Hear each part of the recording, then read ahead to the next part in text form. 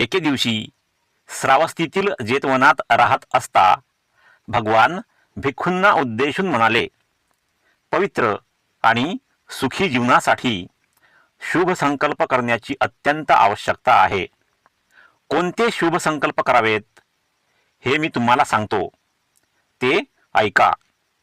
एक असा शुभ संकल्प करा की आयुष्यभर मी आपल्या मातापितरांचे परिपालन करीन. मी माझ्या कुळाच्या कुलपतीचा आदर करीन, म्हणजे माझ्या कुळातील प्रमुखाचा मी आदर करीन, त्यांचा सन्मान करीन.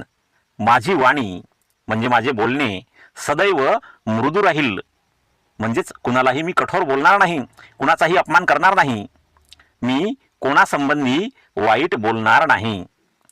स्वार्थाचा कलंक प्रक्षाळून मी माझे अंतःकरण स्वच्छ करीन.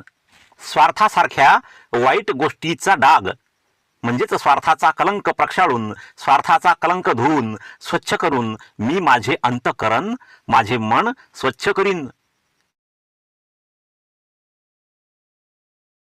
औदार्याने म्हणजे उदारतेने, शुद्ध हस्ताने, शुद्ध हाताने दान करण्यात आनंद मानित राहीन.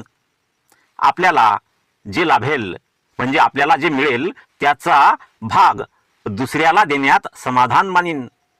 वर मागण्यास योग्य असा मी पुरुष होईन.